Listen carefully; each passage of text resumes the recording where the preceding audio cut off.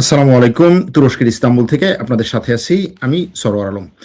ইরানের সর্বোচ্চ ধর্মীয় নেতা আয়াতুল্লাহ আলী খামেনেই নিহত হয়েছেন। নিহতের খবরটি নিশ্চিত করেছে ইরানের রাষ্ট্রীয় টেলিভিশন ইরানের বিপ্লবী গার্ড। ইরানের সরকার তার নিহতের কারণে ৪০ দিনের শোক ঘোষণা করেছে। ইরানের বিপ্লবী গার্ড বলছে তার এই হত্যার প্রতিশোধ ইরান এমনভাবে নিবে যেই আক্রমণ সারা বিশ্ব গত ৪০ বছরে দেখে নাই। এই আক্রমণের টার্গেট হবে ইসরায়েল এবং আমেরিকার এই অঞ্চলে থাকা সব ধরনের ঘাঁটি এবং যুদ্ধবিমান, যুদ্ধজাহাজ সবকিছু। ইরানে এই খবরের পর ইরানের সর্বোচ্চ ধর্মীয় নেতার মৃত্যুর খবরের পর ইরান জুড়ে চলছে বিক্ষোভে জনগণ মিছিল দিচ্ছে এবং তারা স্লোগান দিচ্ছে আমেরিকার মৃত্যু, ইসরায়েলের মৃত্যু। আমেরিকা কিভাবে ইরানের এই সর্বোচ্চ ধর্মীয় নেতাকে হত্যা করলো এটা নিয়ে হয়তো আরো অনেক আলোচনা চলবে। তবে যে খবর এখনো পর্যন্ত পাওয়া যাচ্ছে তাতে বলা হচ্ছে যে গতকাল সকালবেলায় যখন শুরুতেই আমেরিকা এবং ইসরায়েল ইরানে আক্রমণ করে, ঠিক সেই সময়ে ইরানের সর্বোচ্চ ধর্মীয় নেতা আয়াতুল্লাহ আলী খামেনেইকে হত্যা করা হয়। তিনি যেখানে বসে অফিস করছিলেন সেই জায়গায় আক্রমণ চালায় আমেরিকা এবং ইসরায়েল। সেই আক্রমণেই গতকাল সকালেই তিনি নিহত হন। তার সাথে সাথে তার পরিবারের সদস্যরা এবং তার উপদেষ্টারাও নিহত হন। একই সাথে ইরানের সেনাপ্রধান, ইরানের বিপ্লবী গার্ডের প্রধান এবং আরো ঊর্ধ্বতন কর্মকর্তারাও নিহত হন। তবে ইরানের রাষ্ট্রপতি বা ইরানের অন্যান্য রাজনৈতিক নেতৃবৃন্দ কি অবস্থায় আছেন সে ব্যাপারে এখনো পর্যন্ত স্পষ্ট কিছু জানা যায়নি। ইরান বলছে তার এই হত্যার প্রতিশোধে জ্বলবে আমেরিকা এবং ইসরায়েল। এই খবর প্রকাশের পরপরই ইরানের পক্ষ থেকে বলা হয়েছে যে অল্প সময়ের মধ্যেই এটার পাল্টা আক্রমণ তারা শুরু করবে। তবে এখনো পর্যন্ত ইরানের পক্ষ থেকে কোনো পাল্টা আক্রমণ আসেনি। যে প্রশ্নটি এখন সবার আগে সামনে আসবে সেটা হচ্ছে আমেরিকা এবং ইসরায়েল ইরানে যে রেজিম চেঞ্জের কথা বলেছে সেই রেজিম চেঞ্জ এখন হবে কিনা, অর্থাৎ আয়াতুল্লাহ আলী খামেনেইর এই মৃত্যুর পর ইরান আবার ঘুরে দাঁড়াতে পারবে কিনা, ইরানের যে রাষ্ট্র পরিচালনার সিস্টেম বা সিলসিলা সেটা কন্টিনিউ হবে কিনা, বা আমেরিকা ইসরায়েল তার কাজে সফল হবে কিনা।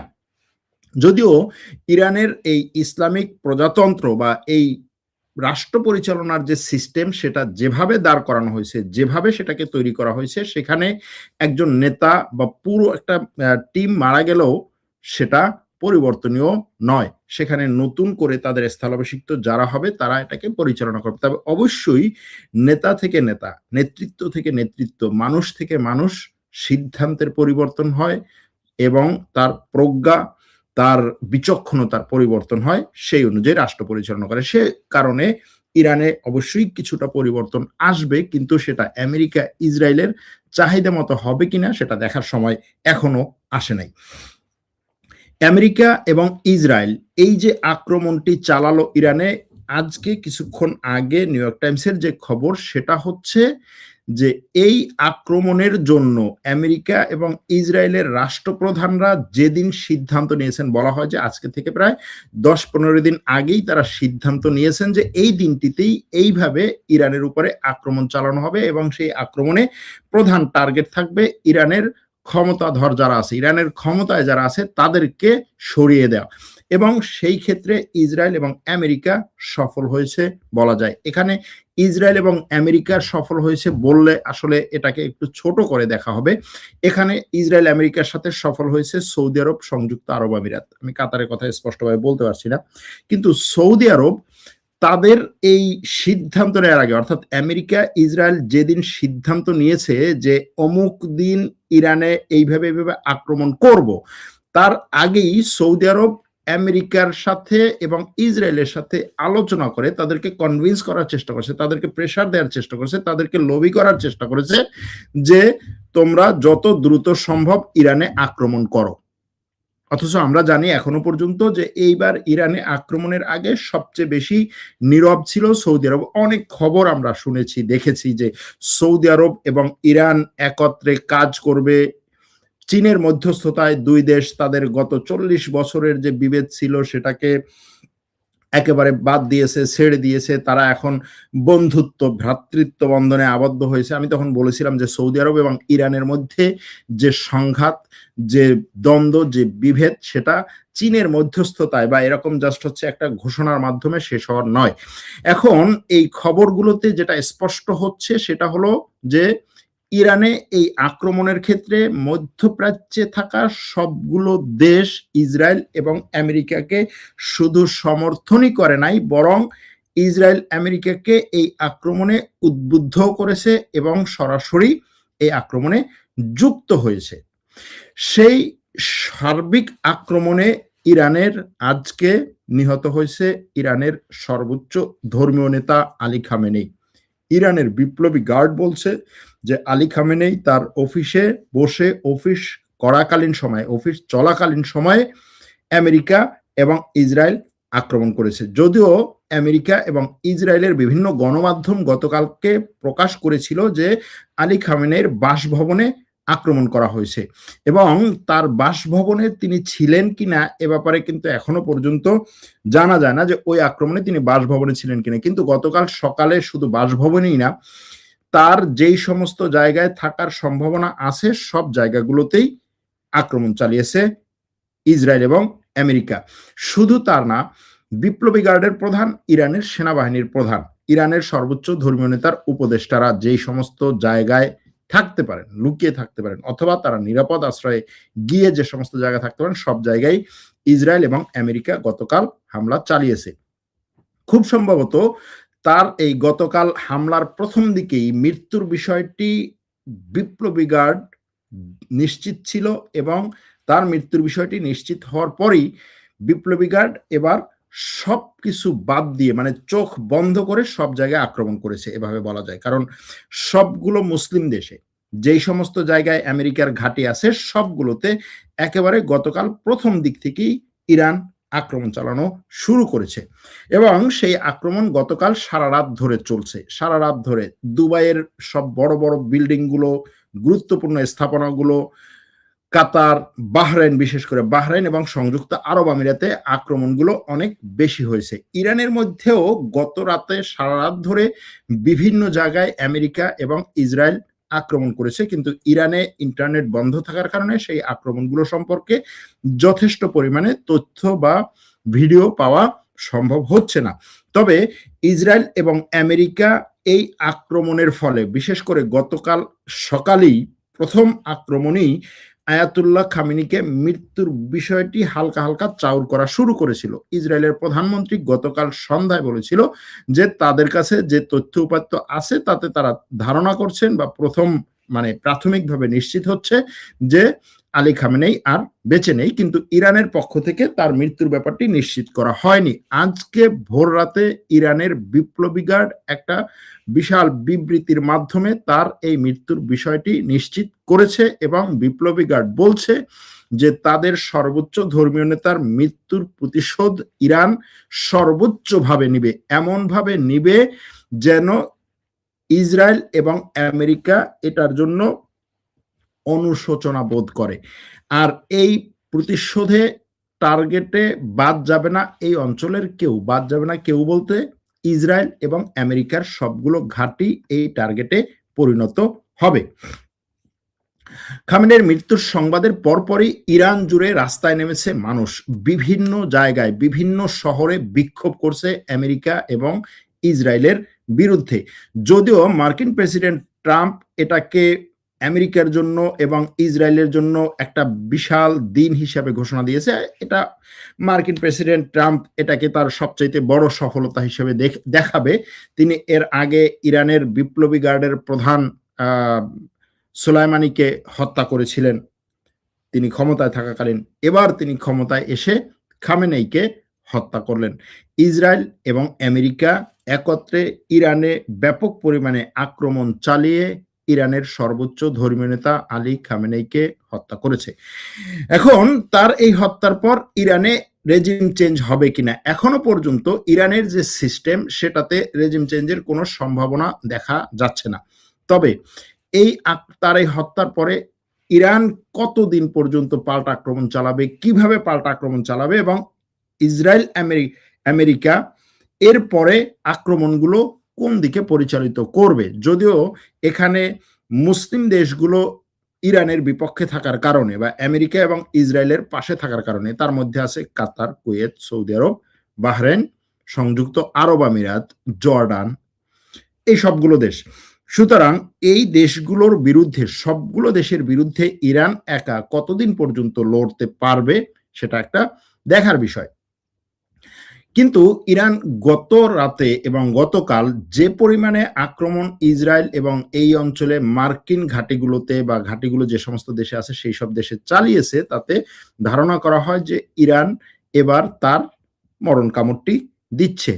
আর মরণ কামড় না দিয়েও ইরানের উপায় নেই, কারণ হচ্ছে ইরানের যেই জিনিসটি রক্ষার জন্য পুরো বিপ্লবী গার্ড, ইরানের বিপ্লবী গার্ড, আমি বহুবার বলেছি বিপ্লবী গার্ড কোন জিনিসকে রক্ষা করছে, ইরানের বিপ্লবকে। আর বিপ্লবের সিম্বল, বিপ্লবের সবচেয়ে বড় যে ধারক সেটা হচ্ছে সর্বোচ্চ ধর্মীয় নেতা। সর্বোচ্চ ধর্মীয় নেতাকে রক্ষা করা এবং তার আদেশ পালন করাই হচ্ছে বিপ্লবী গার্ডের একমাত্র উদ্দেশ্য, একমাত্র কাজ। সেই জায়গাতে যেহেতু এই সর্বোচ্চ ধর্মীয় নেতাই ইসরায়েল এবং আমেরিকার আক্রমণে নিহত হয়েছে, সুতরাং বিপ্লবী গার্ড এখন সবকিছু দিয়ে আক্রমণ চালাবে। ইসরায়েলের এই আক্রমণের আগে আপনারা জানেন ইরানের এক সময়ের বন্ধু ভারতের প্রধানমন্ত্রী ইসরায়েল সফর করেছেন এবং সেখানে ভারতের প্রধানমন্ত্রীকে ইসরায়েলের সর্বোচ্চ পার্লামেন্টীয় যে পদক সেটা দেওয়া হয়েছিল। সুতরাং এই ব্যাপারটা মাথায় রাখা দরকার। অন্যদিকে হচ্ছে ইরানে এই আক্রমণের আগে পাকিস্তান ভারত একটা যুদ্ধ পরিস্থিতি তৈরি হয়েছিল, সেটাও মাথায় রাখা দরকার। ইরানের এই আক্রমণের আগে সৌদি আরব আমেরিকার সাথে লবি করেছিল, আমেরিকাকে কনভিন্স করেছিল, আমেরিকাকে উদ্বুদ্ধ করেছিল এই আক্রমণ করার জন্য, সেটা মাথায় রাখা দরকার। ইরানের এই আক্রমণে আরব দেশগুলো সবগুলো তাদের ঘাঁটি এবং তাদের আকাশকে উন্মুক্ত করে দিয়েছিল আক্রমণ করার জন্য। সিরিয়া এই ক্ষেত্রে সর্বোচ্চ সহযোগিতা করেছে। সর্বোচ্চ সহযোগিতা বলতে সিরিয়ার আকাশ পুরোপুরি উন্মুক্ত করে দেওয়া হয়েছিল ইসরায়েলের বিমান বাহিনীর জন্য। এবং সিরিয়ায় এই খামেনেইর মৃত্যুর পর বিভিন্ন এলাকায় মিষ্টি বিতরণ করা হয়েছে। সিরিয়ায় বিভিন্ন এলাকায়, ইরানের মধ্যেও বিভিন্ন এলাকায় খামেনেইর মৃত্যুর সংবাদের পর উল্লাস করছে কিছু কিছু মানুষ। কারণ হচ্ছে এই রেজিমের বিরুদ্ধে অনেক মানুষ আছে। আপনারা জানেন যে গত কয়েকদিন আগে ব্যাপক পরিমাণে বিক্ষোভও করেছিল অনেক মানুষ।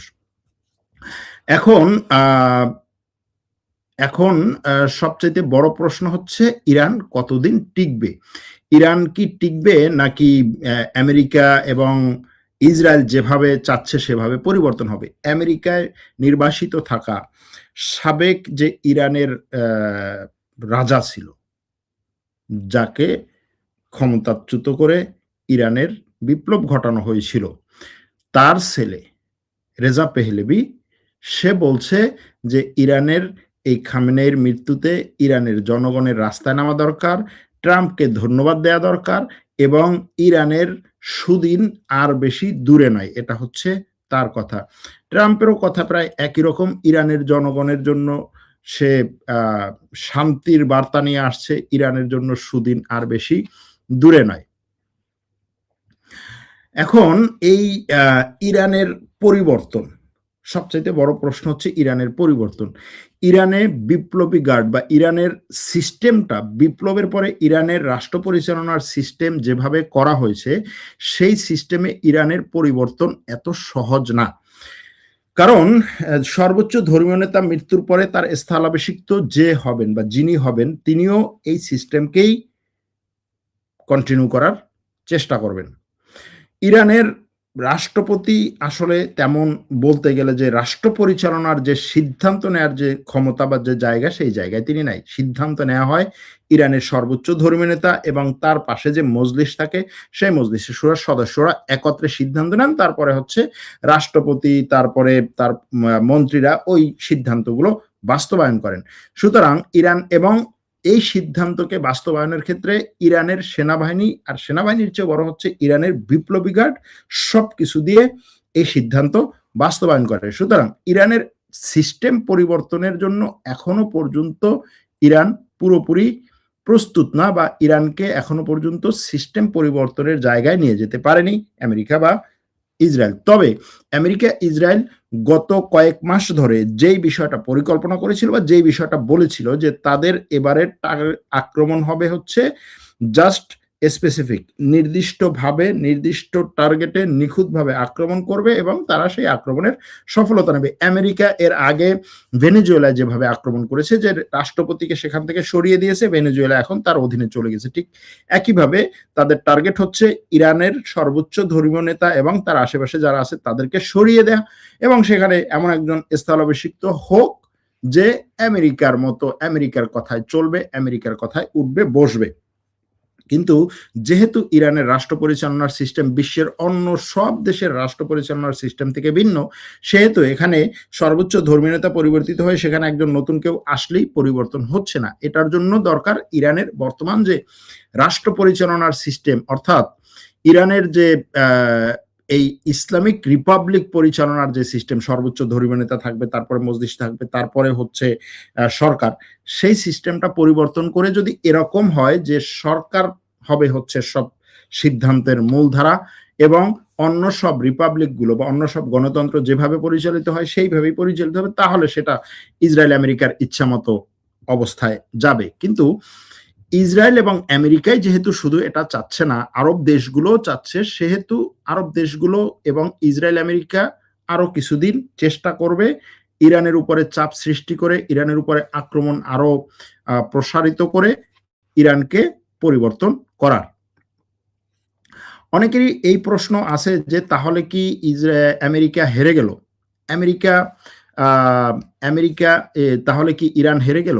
ইরান হেরে গেল এটা বলা যতটুকু সহজ, আবার ইরান হেরে গেল না সেটাও বলা সহজ। কারণ হচ্ছে ইরানের সর্বোচ্চ ধর্মীয় নেতার, সর্বোচ্চ কমান্ডারদের মৃত্যু, এটা অবশ্যই ইরানের সবচাইতে বড় ক্ষতি। আবার আমেরিকা যেভাবে রেজিম চেঞ্জ চাচ্ছে সেটা যদি না হয় তাহলে হেরে গেল না।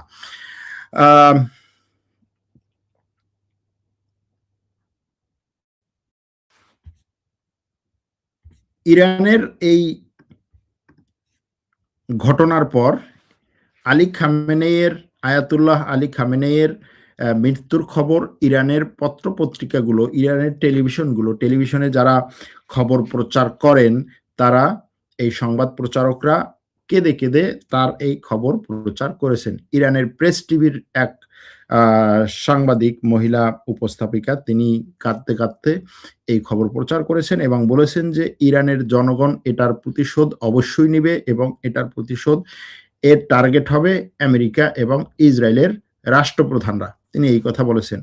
ওয়াশিংটন পোস্ট খবর করেছে যে ডোনাল্ড ট্রাম্পকে ইরানের উপরে এই আক্রমণ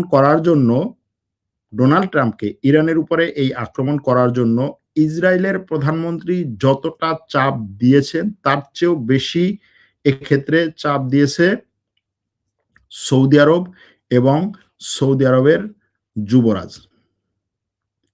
কিন্তু আমরা জানি যে সৌদি আরব গত কয়েক সপ্তাহ ধরে প্রকাশ্যে বলছে যে সে এই ধরনের কোনো একটা সংঘাত চায় না, এ ধরনের সংঘাত এই অঞ্চলে অশান্তি সৃষ্টি করবে, এরকম কিছু।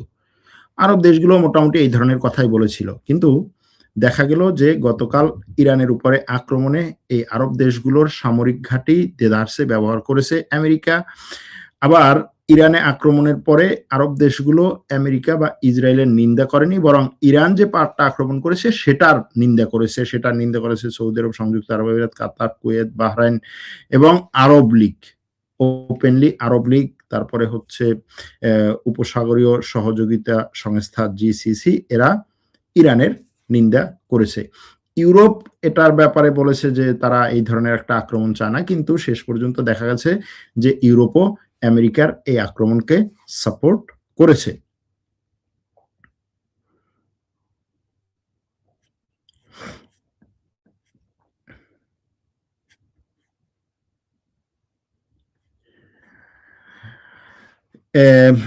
আলী খামেনেইর মৃত্যুর পর ইরানে যেই সমস্ত মাজার আছে, যেমন ধরুন হজরত আলী রাদিয়াল্লাহুর মাজার এবং আরো যে তাদের ইমামদের মাজারগুলো আছে, সেই মাজারগুলোর মিনারগুলো লাল রঙে রঙিন করা হয়েছে এবং লাল রঙের উদ্দেশ্য হচ্ছে বা লাল রঙের অর্থ হচ্ছে যে প্রতিশোধ। একটা হচ্ছে শোক আর একটা হচ্ছে প্রতিশোধ নেয়া। ইরান প্রতিশোধ নিবে, এই ঘটনায় তারা বলছে।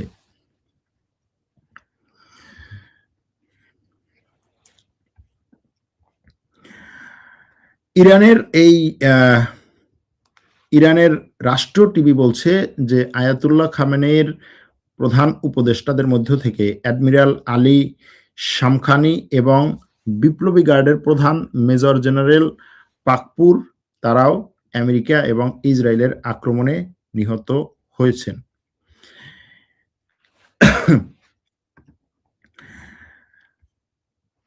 গত রাতে ইরান যেই সমস্ত জায়গায় আক্রমণ করেছে তার মধ্যে সবচাইতে বেশি সামনে এসেছে মূলত সংযুক্ত আরব আমিরাতের দুবাই, এবং দেখা গেছে দুবাইয়ের শুধুমাত্র ইরানের পক্ষ থেকে বলা হয়েছে যে মোসাদের ঘাঁটি, দুবাইয়ে মোসাদের ঘাঁটি, তারপর হচ্ছে ইরাকে মোসাদের ঘাঁটি, এগুলোতে আক্রমণ করেছে। কিন্তু শুধুমাত্র তাই না, দুবাইয়ের সবচেয়ে যে আইকনিক জায়গাগুলো তার মধ্যে একটা হচ্ছে Burj Al Arab, Burj Al Khalifa, এই সমস্ত যে আইকনিক জায়গাগুলো ছিল সেগুলোতেও সেগুলোতেও আক্রমণ করেছে ইরান। এখন ইরানের এই কুদুস ফোর্সের কমান্ডার ইসমাইল কানি তিনি জীবিত আছেন, তিনি নিহত হননি, এটা ইরানের পক্ষ থেকে বলা হয়েছে।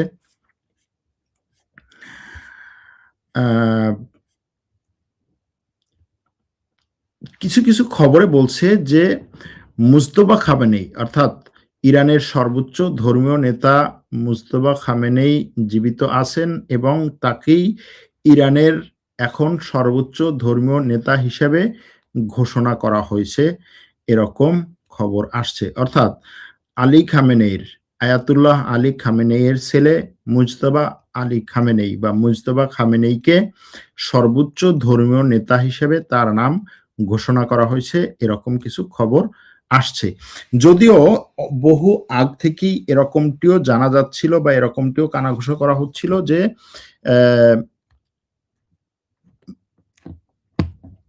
ইরানের ইসলামিক রিপাবলিকের যে বিপ্লবী গার্ড আইআরজিসি কে মূলত পরিচালনা করছেন বহু বছর ধরে এই মুজতবা খামেনেই, এরকমটি ধারণা করা হচ্ছে। অর্থাৎ ইরানের রেজিমের পেছন থেকে পরিচালনা করছেন যেই ব্যক্তিটি বা যেই শক্তিটি, তিনি হচ্ছেন এই মুজতবা খামেনেই।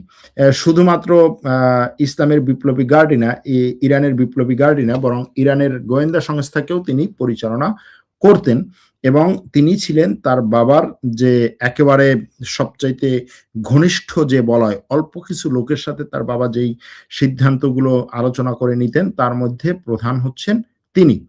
এখন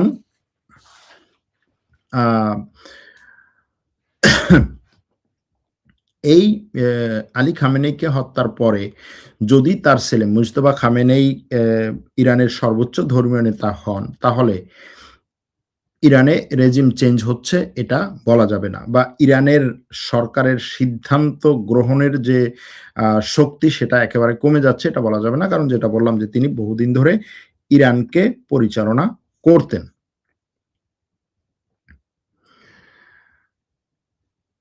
অনেকেই এটা বলছেন যে মুসলিম দেশগুলোর সামরিক দুর্বলতা আবার প্রকাশ পেল, রাশিয়া চীন এই ক্ষেত্রে কি করলো, রাশিয়া এবং চীনের নাকি বিভিন্ন ধরনের গোয়েন্দা স্যাটেলাইট, তারপরে হচ্ছে অনেক ধরনের ইকুইপমেন্ট ইরানকে দিয়েছিল যেগুলোর মাধ্যমে ইরান এই অঞ্চলের সবকিছু নখদর্পণে রাখতে পারবে, এ ধরনের জিনিসগুলো ছিল সেটার কি হলো? এই যে জিনিসগুলো চীন দিয়েছে বা দিয়েছিল অথবা রাশিয়ার কাছ থেকে ইরান ব্যাপক পরিমাণে সামরিক সরঞ্জাম, সামরিক সহযোগিতা পেয়েছিল। এগুলোর আসলে আ সঠিক কোনো তথ্য নাই বলা যায়। বিভিন্ন ধরনের গণমাধ্যম, বিভিন্ন ধরনের সোশ্যাল মিডিয়া অ্যাকাউন্ট, বিভিন্ন ধরনের পত্র-পত্রিকা এই ধরনের খবর করেছে। কিন্তু ২ দেশ থেকে বা এই দেশগুলো থেকে রাষ্ট্রীয়ভাবে বা তাদের সামরিক দিক থেকে এই ঘোষণাগুলো আসে নাই। আমরা অনেক সময় এটাও দেখেছিলাম যে এ রাশিয়া ইরানকে অনেক ধরনের যুদ্ধবিমান দিয়েছে। কিন্তু এখনো পর্যন্ত সেগুলো পায়নি। রাশিয়ার S-400 আকাশ প্রতিরক্ষা ব্যবস্থা ইরান পায়নি। রাশিয়ার থেকে S-300 আকাশ প্রতিরক্ষা ব্যবস্থা ২-১ টা যা পেয়েছিল সেগুলো এর আগেরবারের আক্রমণে অনেক ধ্বংস হয়েছে। ইরান নিজস্ব আকাশ প্রতিরক্ষা ব্যবস্থা ব্যবহার করেছে। এর আগে ১২ দিনের যুদ্ধেও দেখা গিয়েছিল যে ইরানের আকাশ প্রতিরক্ষা ব্যবস্থা যথেষ্ট পরিমাণে তার সীমান্তকে, আকাশকে নিরাপদ রাখতে যথেষ্ট ছিল না। এখন ইরানের উপরে এই আক্রমণের পরে পরবর্তী টার্গেট কে হবে? আমেরিকা, ইসরায়েলের পরবর্তী টার্গেট কে হবে? এটা একটা বড় প্রশ্ন। পরবর্তী টার্গেট কে হবে সেটা যদি আমরা ইসরায়েলের বিভিন্ন কর্মকর্তাদের মুখ থেকে শুনতে চাই তাহলে দেখা যাবে যে ইসরায়েলের কথা হচ্ছে এর পরবর্তী টার্গেট তুরস্ক। এখন পরবর্তী টার্গেট ইরানের মতো এত সহজ একটা টার্গেট হবে কিনা তুরস্ক সেটা একটা প্রশ্নের বিষয়। কারণ তুরস্ককে এত সহজভাবে নিবে না ইরান, ইসরায়েল। তুরস্ক একদিক থেকে ন্যাটোর সদস্য, আরেক দিক থেকে তুরস্কের সামরিক শক্তি, তুরস্কের বিভিন্ন দেশের সাথে যে ধরনের সম্পর্ক এই সবকিছু মিলিয়ে আবার আমেরিকার সাথেও তুরস্ক ধরেন এই যে সিরিয়াকে ব্যবহার করতে দেয়া, এই আক্রমণে সিরিয়ার আকাশকে ব্যাপকভাবে ইসরায়েল যেভাবে ব্যবহার করেছে এই ক্ষেত্রে অবশ্যই তুরস্কের সম্মতি ছিল, সেটাকে অস্বীকার করার কোনো সুযোগ নেই। সুতরাং সেই সমস্ত দিক থেকে চিন্তা করলে এখানে তুরস্কের বিরুদ্ধে ইসরায়েল কতটা আগাবে সেটাও দেখার বিষয়। আবার ইসরায়েলের বিরুদ্ধে তুরস্ক এই মুহূর্তে কতটা আগাবে সেটাও দেখার বিষয়। শুধু তুরস্কই না, ইরানের সর্বোচ্চ এই ধর্মীয় নেতার মৃত্যু, তার উপরে আক্রমণ এবং ইরানের এই যে নেতৃত্বের উপরে আক্রমণ, শুধু ইরানেরই না, ইরানের সাথে সাথে হিজবুল্লাহ, ইরানের সাথে সাথে হামাসের নেতৃত্ব, ইরানের এর আগেরবারের আক্রমণে যেভাবে একেবারে point to the point target করে বিভিন্ন লোককে, ইরানের ঊর্ধ্বতন কর্মকর্তাদেরকে ইসরায়েল যেভাবে হত্যা করেছে এবং এবার ইসরায়েল, আমেরিকা, আরব দেশগুলো মিলে যেভাবে ইরানকে মানে পুরো কি বলে গুড়িয়ে দিতে চাচ্ছে, তাতে এই অঞ্চলে কোনো মুসলিম দেশ আমেরিকার বিরুদ্ধে দাঁড়াবে এটা মনে হয় না। এটা হলো ব্যাপার। আমেরিকা ইসরায়েলের বিরুদ্ধে দাঁড়াবে এটা মনে হয় না। কেন মনে হয় না? কারণ তারা এটার ফলাফল দেখছে। এবং ইরানের বিষয়টা যে ইরান পুরো গত ৪০ বছর ধরে সিস্টেমটাই করা হয়েছে এটার উপরে ভিত্তি করে যে আমেরিকা ইসরায়েলের বিরুদ্ধে এবং ইমামতকে রক্ষা করা। এটার জন্যই ইরানের সেনাবাহিনী, ইরানের সবকিছু। কিন্তু আর কোন মুসলিম দেশে এই ধরনের সিস্টেম নেই। হ্যাঁ, আছে কিরকম? ধরেন সৌদি আরবে আছে যে রাজ পরিবারকে রক্ষা করার জন্যই সবকিছু। কিন্তু রাজ পরিবারের মধ্যেও একটা কু হতে পারে যে এই ভাই এখন ক্ষমতায় আছে, আমি চাই না আরেক ভাই তার বিরুদ্ধে কু করলো। এরকমটা বিভিন্ন সময় দেখা যাচ্ছে, শোনা গেছে। আবার ধরুন সংযুক্ত আরব আমিরাতেও এ ধরনের হতে পারে, কাতারও এ ধরনের হতে পারে। সুতরাং তাদের যে সিস্টেম, সেই সিস্টেম এতটা শক্তিশালী সিস্টেম না।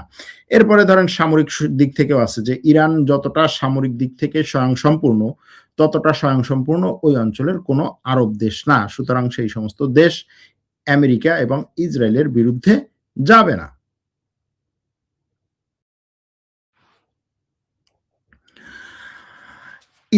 ইরানের সশস্ত্র বাহিনী এবং ইরানের বিপ্লবী গার্ড বলছে যে তারা কিছুক্ষণের মধ্যেই সবচেয়ে ধ্বংসাত্মক আক্রমণ শুরু করবে, এটা বলছে। এখন সবচেয়ে ধ্বংসাত্মক আক্রমণ গতকাল থেকে যেটা করছে সেটা কি কম? কম না।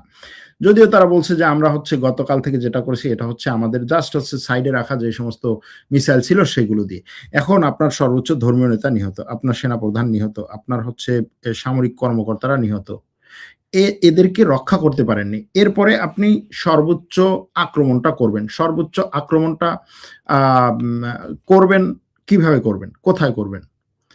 এখন এটার পাল্টা আক্রমণ যেভাবে তাদের করা দরকার সেটা যে ট্রাম্পের বাসভবন, অথবা ইসরায়েলের প্রধানমন্ত্রী যে অবস্থানে আছে সেই অবস্থান লক্ষ্য করে আক্রমণ, অথবা ইসরায়েলের সামরিক প্রধানদের যে সমস্ত ঘাঁটিগুলো আছে বা তারা যে জায়গাগুলোতে আছে সেইগুলোতে আক্রমণ এবং তাদেরকে হত্যা করা। যদি সেটা করতে পারে তাহলে বলা যায় যে হ্যাঁ, সর্বোচ্চ ধ্বংসাত্মক আক্রমণটি করবে।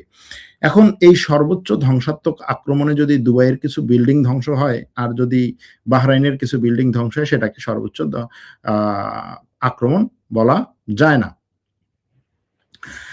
আর গতকাল থেকে যে হরমুজ প্রণালী বন্ধের ঘোষণা দিয়েছিল ইরানের বিপ্লবী গার্ড, সেই হরমুজ প্রণালী হয়তো উন্মুক্ত রাখার জন্য এখন ইসরায়েল ওই অঞ্চলে যে সমস্ত দেশ আছে, সংযুক্ত আরব আমিরাত, ওমান, কাতার, কুয়েত, সৌদি আরব, এরা একত্রে চেষ্টা করবে এটাকে উন্মুক্ত রাখার জন্য। তবে এইখানে একটা জিনিস স্পষ্ট করা দরকার, সেটা হচ্ছে মোরাল সুপেরিয়রিটি, অর্থাৎ এই মুহূর্তে মানসিকভাবে কোন পক্ষ চাঙ্গা আছে। এই মুহূর্তে মানসিকভাবে চাঙ্গা আছে আমেরিকা, ইসরায়েল, আরব পক্ষ, আর মানসিকভাবে বিপর্যস্ত হচ্ছে ইরান পক্ষ। এখন এই মানসিকভাবে চাঙ্গা আর মানসিকভাবে বিপর্যস্ত হওয়া পক্ষের মধ্যে কে ভবিষ্যতে এগিয়ে থাকবে এটা এই মুহূর্তে বলা কঠিন। কারণ হচ্ছে মানসিকভাবে বিপর্যস্ত পক্ষ হচ্ছে তার এই যে কষ্ট এবং ক্রোধ, এটাকে সে শক্তিতে রূপান্তরিত করে ব্যাপক পরিমাণে পরিকল্পিতভাবে যদি পাল্টা আক্রমণ করতে পারে। ধরেন যদি এরকম হয় যে এটার পরে ইরান এমন কিছু আক্রমণ করলো যাতে হচ্ছে ইসরায়েলের ঊর্ধ্বতন যারা আছে, নামগুলো এখানে না নিলাম, ঊর্ধ্বতন যারা আছে এরা নিহত হলো, তখন আবার এই যে মানসিক চাঙ্গাটা কোন দিকে যাবে? হ্যাঁ, এই ধরনের ঘটনাগুলো, অথবা ধরেন এমনভাবে আক্রমণ করলো যে আরব দেশগুলোতে থাকা যে সমস্ত সামরিক ঘাঁটি আছে সেখানে যে সামরিক কমান্ডার যারা আছে, ধরেন সেন্টকমের প্রধান বা এই ধরনের যারা আছে, এদের উপরে একেবারে সরাসরি ইরান আক্রমণ করলো। এরকম যদি হয় তাহলে দেখা যাবে যে এই যে মানসিক চাঙ্গা বা হচ্ছে সুপেরিয়রিটি, এটা তখন ইরানের দিকে চলে যাবে। আর যদি এটা না হয় তখন এই যে ইরানের যে এই শোক এবং কষ্ট, 40 দিনের শোক ঘোষণা করেছে ইরান, এটা নিয়ে তখন তার থাকতে হবে। তবে এই বিষয়ে এটা স্পষ্ট যে ইরানের পাশে কোনো মুসলিম দেশ নেই। ইরানের পাশে কোনো মুসলিম দেশ নেই। তুরস্ক নেই, সৌদি আরব নেই, কাতার নেই, কুয়েত নেই, পাকিস্তান নেই, মালয়েশিয়া নেই, ইন্দোনেশিয়া নেই, আরব আমিরাত নেই, ওমান নেই, তারপরে হচ্ছে ইরাক নেই, সিরিয়া নেই, লেবানন নেই, ইয়েমেন নেই, কেউ নেই ইরানের পাশে, এটা স্পষ্ট। এবং এই যে কেউ না থাকাটা, এইটাই হচ্ছে বর্তমান সময়ে আমাদের জন্য সবচেয়ে বড় শিক্ষা, যে ইরানের এই দুঃসময়, এই কি বলবো, এই বিভীষিকাময় মুহূর্তে কোনো মুসলিম দেশ ইরানের পাশে নেই। এটার কারণ কি? এটার অনেকগুলো কারণ। একটা হচ্ছে ইরানের পলিসি, এত বছর ধরে ইরানের পরিচালিত করা পলিসি। আরেকটা হচ্ছে যে স্বার্থ। মুসলিম দেশগুলো তাদের নিজস্ব স্বার্থ দেখে, প্রত্যেকটা দেশ তার নিজস্ব স্বার্থ দেখে, যে আমি কার কাছে থাকলে আমার স্বার্থটা বেশি সেটা দেখে। এখানে মুসলিম দেশ, মুসলিম ভ্রাতৃত্ব অথবা হচ্ছে ইসলামের বন্ধন, এই জিনিসগুলো দেখা হয় না। আবার এরকম ভাবে বলতে পারেন যে এই মুসলিম দেশগুলো তো সুন্নি, সুতরাং ইরানের রাষ্ট্র পরিচালনার সিস্টেম শিয়া, এ কারণে হচ্ছে এই শিইজমের বিরুদ্ধে সুন্নি মুসলিম দেশগুলো তার পাশে দাঁড়াবে না। বিষয়টাকে আমি শিয়া সুন্নির দিক থেকে দেখি না, কারণ হচ্ছে এখানে শিয়া সুন্নির চেয়েও বড় বিষয় হচ্ছে এখানে স্বার্থের সংঘাত। ইরানের সাথে সৌদি আরবের স্বার্থের সংঘাত, ইরানের সাথে সংযুক্ত আরব আমিরাতের স্বার্থের সংঘাত, ইরানের সাথে তুরস্কের স্বার্থের সংঘাত। এবং এই স্বার্থের সংঘাতগুলো ইরান এতদিন ধরে জিয়ে রেখেছিল। এই দেশগুলো যে জিয়ে রাখে নাই তা না, কিন্তু তার চেয়েও ইরানের দিকটা কেন সামনে আসে? কারণ হচ্ছে ইরান তার এই প্রক্সি অক্ষ, যেটা ইরানের যে পরিকল্পনা এত বছর ধরে ছিল, সেটা হচ্ছে যে ইরানের উপরে বাইরে থেকে যদি কোনো আক্রমণ আসে, কোনো দেশ যদি ইরানের পক্ষে নাও দাঁড়ায়, সে তার প্রক্সি সংগঠন দিয়ে আগে ওই আক্রমণকে প্রতিহত করবে। আমরা এই হামাসের উপরে বা গাজা ভূখণ্ডে ইসরায়েলের যে আক্রমণ, সেই আক্রমণে যেটা দেখলাম সেটা হচ্ছে যে ইরানের প্রক্সিদের উপরে আক্রমণ করলে ইরান যেভাবে দাঁড়াবে সেভাবে ইরান তাদের পাশে দাঁড়ায়নি, এবং ইসরায়েল, আমেরিকা আর এই অঞ্চলের অন্যান্য যে দেশ আছে তারা পরিকল্পিতভাবে ইরানের এই প্রক্সি সংগঠনের সাথে ইরানের সম্পর্কটাকে কাট আউট করে দিয়েছে, ইরানের সম্পর্কটাকে ছিন্ন করে দিয়েছে এবং প্রক্সি সংগঠনগুলোকে দুর্বল করেছে। এই সংগঠনগুলোকে দুর্বল করতে করতে এমন একটা লেভেলে নিয়ে গেছে যে এই সংগঠনগুলো আর ইরানের পক্ষে মিসাইল ছুড়তে পারছে না। কে পারে নাই? হিজবুল্লাহ পারে নাই। ইরানের উপরে যে আক্রমণগুলো হচ্ছে, এই আক্রমণগুলো যদি আজকে থেকে ২ বছর আগে হতো তাহলে দেখতেন যে হিজবুল্লাহর পক্ষ থেকে কি ধরনের ঝাঁকে ঝাঁকে মিসাইল নিক্ষেপ করা হতো। কিন্তু হিজবুল্লাহকে লেবানন এমন ভাবে তাকে হচ্ছে মানে হাত পা বেঁধে রেখেছে যে সে কিছু করতে পারেনি। অন্যদিকে এই যে ইয়েমেনে হুথিদের পক্ষ থেকে কোনো একটা মিসাইল ছোড়ার এখনো পর্যন্ত খবর আমরা পাইনি। হুথিদেরকে কি করা হয়েছে? হুথিদেরকে সেখানে ইসরায়েল, আমেরিকা এই যে হুথিরা লোহিত সাগরে আক্রমণ করবে এই জিনিসগুলো নিয়ে ইসরায়েল, আমেরিকা হুথিদের উপরে এমনভাবে আক্রমণ করেছে যে তাদের প্রধানমন্ত্রী সহ তাদের সেনা প্রধানরা এবং তাদের সামরিক সক্ষমতাকে একেবারেই দুর্বল করে দেওয়া হয়েছে। আরেকটা দেশ হচ্ছে সিরিয়া। সিরিয়াতে রেজিম চেঞ্জের মাধ্যমে, সিরিয়াতে সরকার পরিবর্তনের মাধ্যমে সিরিয়াকে এখন আমেরিকা এবং ইসরায়েলের বলয় পুরোপুরি নিয়ে যাওয়া হয়েছে। আমেরিকার প্রেসিডেন্ট সিরিয়ার রাষ্ট্রপ্রধানকে যে হচ্ছে ইসে নিয়ে গিয়ে কি বলে হোয়াইট হাউসে নিয়ে গিয়ে তাকে যে এত আদর আপ্যায়ন করেছে, এটাকে এমনি 50-70 বছরের পরে সিরিয়ার সাথে আমেরিকার যে সম্পর্ক সেটা এমনি না। এই যে এই ধরনের একটা পরিস্থিতিতে সিরিয়া তার আকাশ সীমাকে ব্যবহার করতে দিবে ইরানের বিপক্ষে। তো এই যে অবস্থা, এই অবস্থায় ইরানের বিরুদ্ধে আস্তে আস্তে গত 2 বছরে আস্তে আস্তে পুরো আমেরিকা এবং আরব বিশ্ব ইরানের বিরুদ্ধে ঐক্যবদ্ধভাবে এগিয়েছিল এবং সেটার ফলাফল হিসেবে ইরানের গত 40 বছর ধরে যে জিনিসটা ইরান রক্ষা করার জন্য লড়াই করেছে, অর্থাৎ তার সর্বোচ্চ ধর্মীয় নেতা, সেখানেই ইরান পরাস্ত হলো।